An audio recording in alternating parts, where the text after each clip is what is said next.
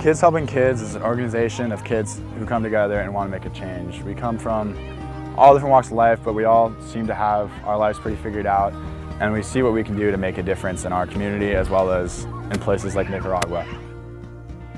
So yesterday we went to Club Hope in Managua, and first we kind of started out with a project and we built fences and put that up for the kids. That's kind of in their little garden area. And then we got to spend a lot of time just hanging out with the kids and seeing kind of like the area where they live and going outside of Club Hope, and we played like soccer and lacrosse. But we just spent a lot of time like bonding and having fun and doing games.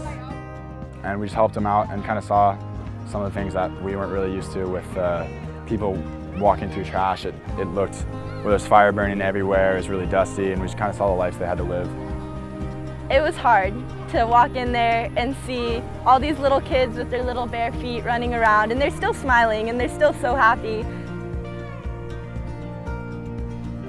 Walking away from the trash dump today and kind of having the realization that, you know, it was a hard environment to be in, with just like all the dirt and all the smoke and stuff.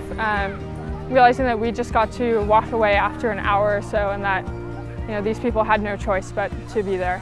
I don't consider myself much of an environmentalist, but seeing all this beauty and then seeing, like, right at my feet, look, here's a piece of a plastic bag, and they're everywhere, and there's newspaper everywhere, and it's us.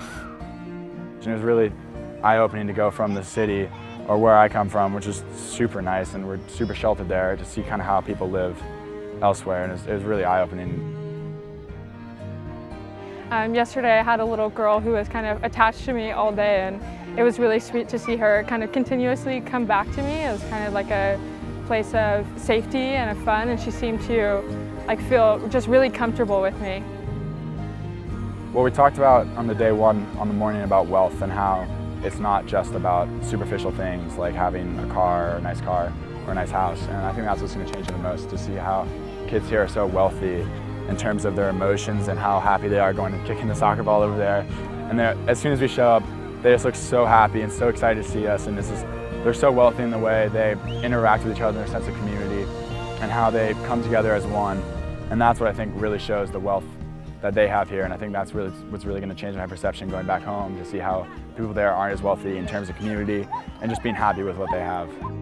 It feels like home in a way that I would want to live here in this little village. I feel like I would be content in a little village like this, with people surrounding me that are happy and smiling and joyful, with the atmosphere of love that's everywhere.